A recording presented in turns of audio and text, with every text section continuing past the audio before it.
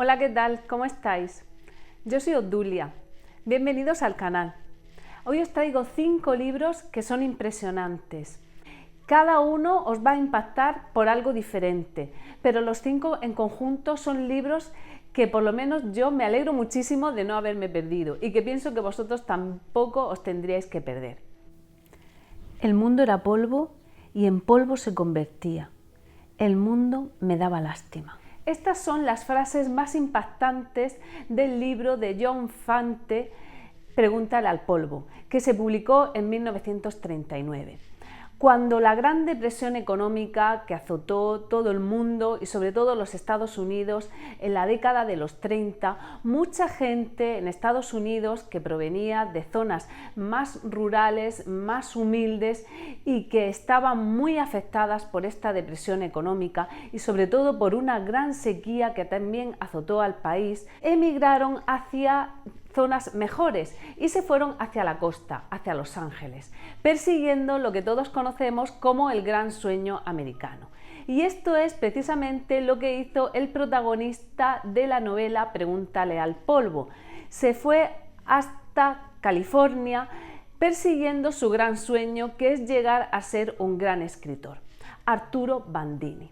Pero Arturo Bandini era realmente el alter ego de John Fante. Cuando llega a Los Ángeles lo hace sin un duro, no tenía nada más que apenas unos centavos que le había dado su madre, de origen muy humilde, y se hospeda en una pensión donde se codeará con perdedores como él. Pero Arturo Bandini tenía un gran sueño y era llegar a ser un gran novelista. Con tan solo 20 años tiene este gran sueño que lo va a perseguir por todos los medios. Se va a codear con un señor que vive en su misma pensión, que apenas tiene para pagarse el alcohol que continuamente consume y no tiene ni para comer y tiene que pedirle dinero al pobre de Arturo Bandini, y también con una chica, Camila, que va a ser su gran amor. Camila es de origen mexicano. Uno de los temas más importantes que va a tratar John Fante en esta novela es precisamente la situación en la que se encuentran estos emigrantes cuando llegan persiguiendo el gran sueño americano a Los Ángeles. Y así veremos qué situaciones de discriminación tienen pues los más pobres, los más humildes y estas personas que son de origen mexicano, de origen italiano, como el propio Arturo Bandini o como el propio John Fante, que es el escritor de la novela. Esta novela fue muy poco conocida hasta que Bukowski la descubrió a John Fante y se quedó verdaderamente enamorado de su estilo. Su estilo es de una gran sencillez, pero sin embargo tiene un estilo tragicómico. En muchas ocasiones te hace sacar la sonrisa de lo cenizo que es el propio Arturo Bandini. Y cenizo era también el propio John Fante. Tuvo la mala suerte que cuando se iba a hacer la promoción de la novela Pregúntale al polvo, su editorial cayó en desgracia y tuvo que hacer frente a una gran demanda de tipo económico que le hizo el propio Hitler cuando ellos se atrevieron a publicar Mi lucha y que llevó a la ruina a esta editorial. Bukowski se enamoró de tal manera de la escritura de John Fante que en la novela Pregúntale al polvo, que os voy a dejar por aquí, que publicó la editorial Anagrama, el prólogo lo hace el propio Bukowski. Y también describe cómo descubrió la escritura de John Fante, al que siempre admiraría profundamente. Y la segunda de las novelas que os quiero recomendar es la de Fernanda Melchor, Temporada de huracanes. Temporada de huracanes, la verdad es que no es para todos los públicos. Sí que os la recomiendo y a mí me ha impresionado muchísimo porque es una narración trepidante. La verdad es que no te da un respiro desde el principio. Yo la acabo de terminar este mismo fin de semana y tuve que quedarme hasta tarde devorando las últimas páginas porque quería saber realmente cómo acababa esta historia. Fernanda Melchor es periodista, es mexicana y nació en 1982. Le dieron el Premio Internacional de Literatura, que es otorgado por la Casa de las Culturas de Berlín. Y también la novela Temporada de huracanes quedó finalista del Premio Booker Internacional.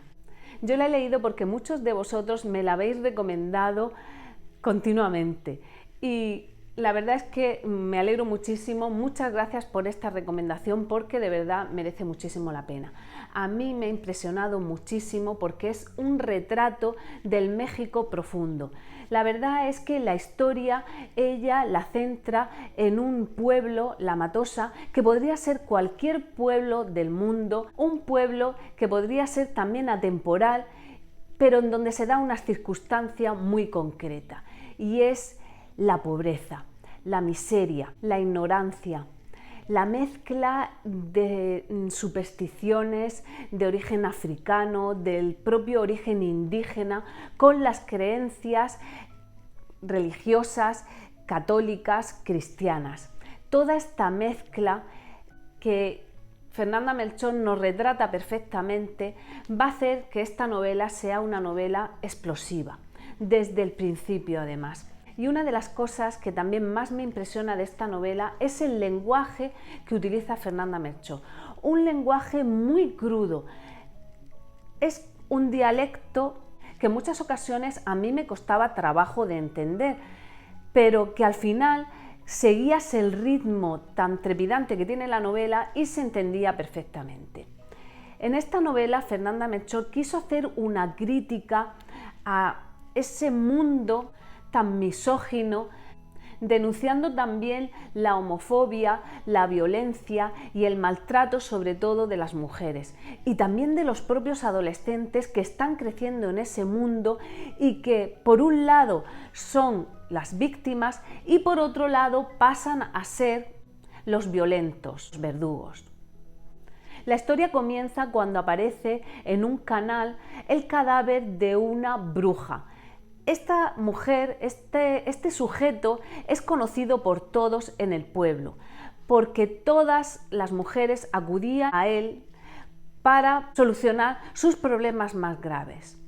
Problemas de amor, problemas de embarazos no deseados, y ella las escuchaba y les prestaba atención y oído, que era lo que estas mujeres desesperadas necesitaban. Cuando aparece el cadáver de este sujeto de la bruja, toda la historia se va a centrar en diferentes personajes alrededor de esta muerte. Y ahí es donde Fernanda Melchor pues, nos va a hablar de Luismi, de un chico abandonado por su madre al cuidado de su abuela, que crece intentando sobrevivir, de Norma, que se tiene que escapar de su casa porque vive en una casa llena de niños a los que tienen que estar al cuidado desde que es súper pequeña, de Chabela, una mujer que se gana la vida ejerciendo la prostitución, y de otros personajes como Brando, que crece sin un padre que lo apoye y con una madre extremadamente religiosa. Y así la mezcla de todas las vidas y de todos estos personajes va a urdir una historia muy pero que muy bien hilada, que vas a poder seguir de forma continua y de forma muy intensa. Os la recomiendo muchísimo si no habéis leído Temporada de huracanes. Tenéis que estar preparados porque de verdad es algo salvaje, muy intensa, pero que merece muchísimo la pena. Temporada de huracanes me ha recordado muchísimo a La nieve estaba sucia de Georges Simenon. Esta novela la leí el invierno pasado. Os voy a dejar además el enlace al canal porque ahí hablo más en profundidad de La nieve estaba sucia y también de este maestro de la escritura que fue Georges Simenon, que escribió así como 200 novelas, y en La nieve estaba sucia el personaje principal también es un adolescente, Frank, que crece en la posguerra en Bélgica y que también es hijo de una madre prostituta. Es curioso que estas dos novelas se parezcan tanto, tan diferentes en el tiempo, pero están retratando un mundo, un submundo donde estos adolescentes están creciendo y tienen que sobrevivir como pueden. Y también hay un crimen de por medio muy importante. Simenon es uno de mis autores favoritos. A partir de leer La nieve estaba sucia, pues me propuse leer cada año una nueva novela de él, y precisamente acabo de terminarme también Tres habitaciones en Manhattan. Esta novela también me ha parecido impresionante porque es curioso que Tres habitaciones en Manhattan se podía haber escrito hoy día. Y si tú no investigas y no sabes que la novela se publicó en 1946, os apuesto que empezáis a leerla y os pensáis que la novela se ha escrito hace poquísimo, porque los personajes principales son un hombre y una mujer que se encuentran en un bar a altas horas de la madrugada, totalmente desconocidos. Ella es la exmujer de un embajador muy importante y él es un actor francés venido a menos, que tenía muchísimo éxito en su Francia natal. Después de un divorcio escandaloso decide marcharse a probar fortuna en Nueva York.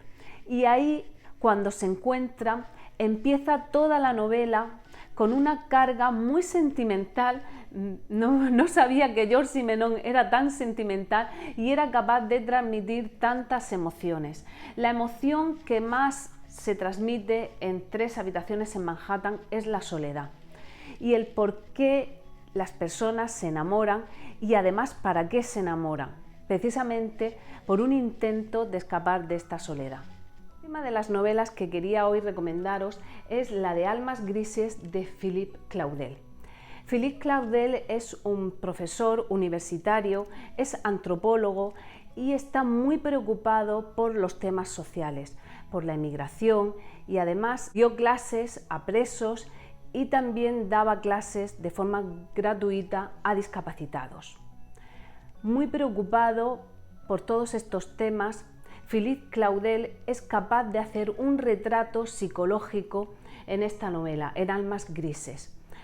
Almas grises se publicó en 2003 y fue premio Goncourt. Es una novela impresionante que está muy bien escrita, que también gira alrededor de un asesinato. Almas grises hace referencia a que las personas no son perfectas, ni tampoco son perfectamente malas, ni tampoco perfectamente buenas. Existe un color intermedio entre el blanco y el negro, que es el gris. Y así es como quiere Philippe Claudel que nosotros lo conozcamos. La novela empieza cuando el narrador, después de 20 años, después de que en 1917 se diera el caso que es que una niña de tan solo 10 años, una pequeña belleza, aparece muerta y se relaciona con esta muerte a un fiscal muy respetado en ese pueblo. Este fiscal finalmente no es acusado porque se encuentran a dos excluidos a los que van a ser acusados y sentenciados y que van a cargar con la muerte de esta niña. Y el narrador nos va a contar toda su historia intentando esclarecernos este caso que después de 20 años él quiere desvelar todo aquello que él conoce del mismo. Esta novela es muy sencilla, muy psicológica y muy envolvente, que te va a impresionar porque tiene un final impresionante que por supuesto no os voy a desvelar como siempre, pero que si no la conocéis os la recomiendo muchísimo. Bueno, y llegamos al final del vídeo. Muchísimas gracias por estar ahí.